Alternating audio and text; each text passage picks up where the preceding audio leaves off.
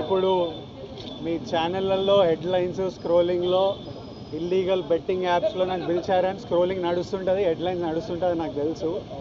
కానీ ఫస్ట్ దాన్ని gaming apps clarification గురించి విజయ్ దేవరకొండని పిలిచారు అని ఫస్ట్ ఆ హెడ్లైన్ మీరు నా గురించి మార్చాలి.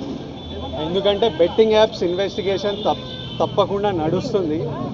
కానీ మనని పిలిచింది వాళ్ళకు కూడా తెలియదు మన పేరు ఎందుకు వచ్చిందో. బట్ మన పేరు వచ్చినందుకు వాళ్ళు వెరిఫికేషన్ చేసుకొని వాళ్ళు డెలిజెన్స్ తీసుకోవాలి. మనం చేసింది గేమింగ్ యాప్స్కి ఎండోర్స్మెంట్. గేమింగ్ యాప్కి బెట్టింగ్ యాప్కి అసలు సంబంధమే లేదు. గేమింగ్ యాప్స్ అనేటివి completely legal, recognised by the government, licensed as a business.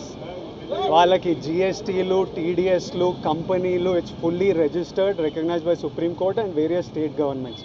అది గేమింగ్ యాప్. అటువంటిది A23.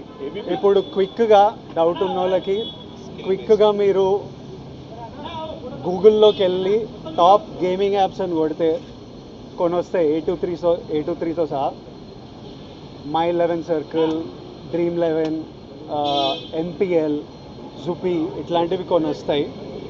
ఇవన్నీ రిజిస్టర్డ్ గేమింగ్ యాప్స్. ఇవన్నీ మన ఇండియన్ క్రికెట్ టీమ్కి స్పాన్సర్, మన ఇండియన్ ఒలింపిక్స్ టీమ్కి స్పాన్సర్, మన ఇండియా ఉమెన్స్ క్రికెట్ టీమ్కి స్పాన్సర్, ఐపీఎల్కి, ఎన్పిఎల్ ఒకదానికి అఫీషియల్ స్పాన్సర్, వేరియస్ కబడ్డీ లీగ్కి, వాలీబాల్ లీగ్కి అన్నిటికీ వీళ్ళు స్పాన్సర్ చేస్తారు. ఎందుకంటే these are completely legal entities.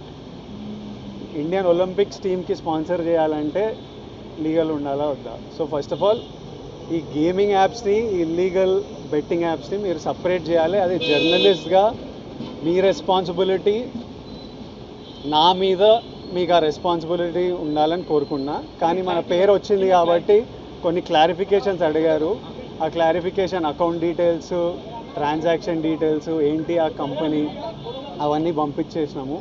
ఇంతటితో సమాప్తం. Thank you.